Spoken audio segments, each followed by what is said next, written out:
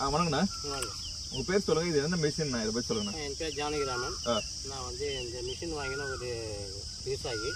இந்த மிஷின் அவங்க ஒரு 6 மாதம் வாங்கி யூஸ் பண்ணிக்கிட்டோம். என்ன கம்பெனினா இது? இது ஜார்ஜ் மிஷின்ற கம்பெனி வாங்கணும். சரிங்க. மற்ற கம்பெனிக்கு இதில் வந்து நடைமுறையில் எந்த அளவுக்கு வித்தியாசப்படுதுங்க? வித்தியாசம் வந்து இது வந்து நடைமுறை இது கொஞ்சம் ஈஸியாக இருக்குது, திருப்பத்துக்கலாம். கொஞ்சம் வெயிட்லெஸ்ஸு. இதில் கொஞ்சம் வெயிட் அதிகமாகுது. இது கொஞ்சம் வெயிட்லெஸ்ஸு, நல்லா இருக்குது. ஒரு ஏக்கருக்கு எவ்வளோ நேரத்தில் நம்ம நடவு பண்ணிடலாங்க? இந்த மிஷின் வந்து பார்த்தோன்னா ஒரு ஏக்கருக்கு 1.25 நேரம் அதிகபட்சம்.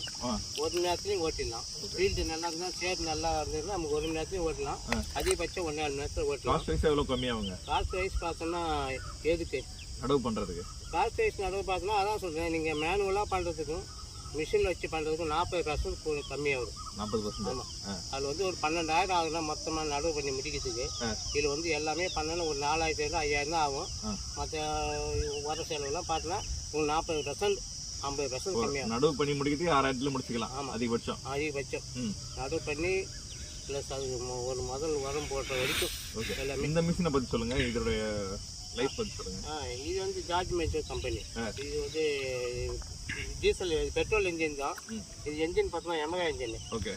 அதனால வந்து என்னன்னா கொஞ்சம் ஃபியூல் கன்சப்ஷன் கொஞ்சம் நல்லா இருக்கு. மற்றெல்லாம் கொஞ்சம் ஃபியூல் அதிகமாக ஆகும். இது ஃபியூல் கொஞ்சம் கம்மியாகவே வருது. நமக்கு அதில் கொஞ்சம் சேவிங் வரும். ஓகே, நல்லா இருக்கு. நல்லா இருக்கு. ஓகே, நன்றிங்க. நன்றி.